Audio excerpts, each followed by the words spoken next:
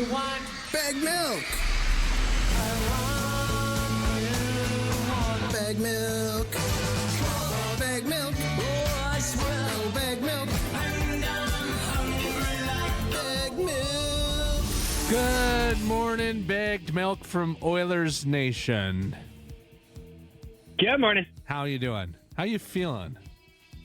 Good, man. I'm excited. I'm looking forward to getting the Western Conference Final underway. There's a crew of us from OilersNation flying down to Dallas tonight, so we'll be reporting behind enemy lines. So I'm looking forward to it. I'm curious what a game is like in Dallas, right? Because, I mean, they've had a team for a long time, and they've had some good teams, and just you don't hear much about like what the fans are like or anything down there. So I'm curious to see what they'll be like. I'm very curious as well. It's going to be interesting. I've never been to Dallas before. I've never been to Texas before, so I really don't know what to expect. I'm heading down there as somebody who's old enough to remember those series from the 90s and the early 2000s. So I already despise the Dallas Stars, but I'm curious to know if they have any feelings about the Oilers at all. I don't know.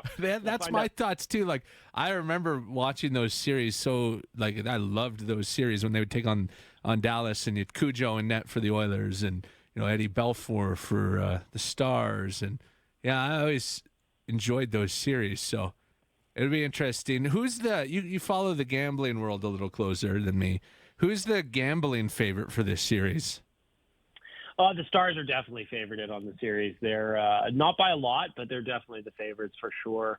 I mean, they've just got a really good team, and they just wiped out the last two Stanley Cup champs. So the Oilers have got a tall order in front of them. There's no doubt.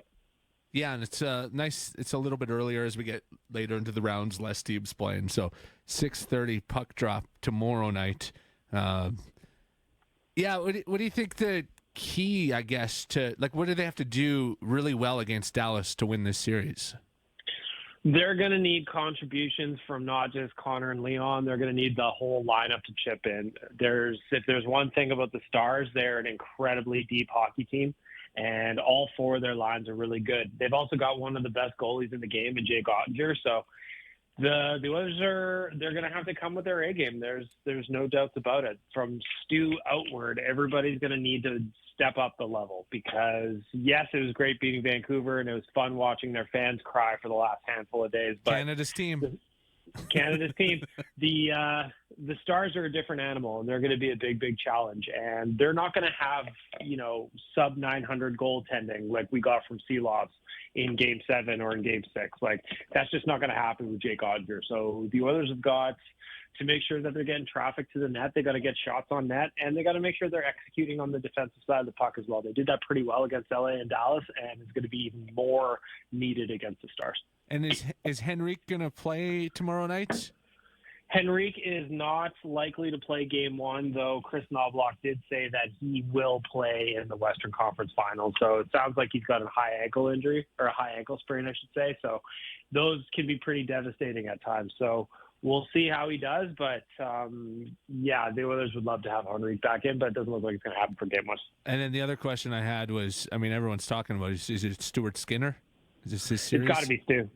Stu, like, as much as there was those games where let's be honest, we got an extra couple of saves here and there. That series against Vancouver would have been done in 4 or 5 games, but that's not what happened. And after Pickard went in for games 4 and 5, Stu came in and he was facing 2 elimination games and he handled the job. So I know Vancouver didn't throw a whole lot of pucks at him, but the point is he still collected the wins regardless. He got his job done. So it's always going to be Stu against Dallas. But as we've seen from Knobloch, if things go sideways, he's not scared to make that change either.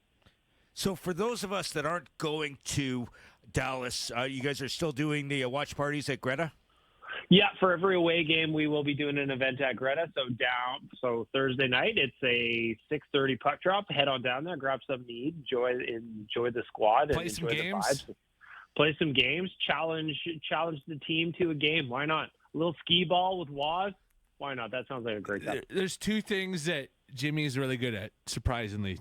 Skee ball. Jimmy's like an unreal skee ball player. We've talked about that. The other thing that we haven't talked about is he's never driven before. He's never had a license or anything. he beats us at Mario Kart when we play the Mario Kart game at Greta. Because I actually sit on the floor in the game, and I because my legs are too short to reach from the seat, so I sit on the floor in the game and just hit the gas all the way through. Shockingly good at Mario Kart. I don't get it, but yeah, that'll be tomorrow night then at Greta. BaggedMilk. Yeah, down at Greta. Enjoy Dallas. Tell us what it's like, because I'm very curious what Dallas is like and what a game is like there in Dallas. And enjoy the game tomorrow night.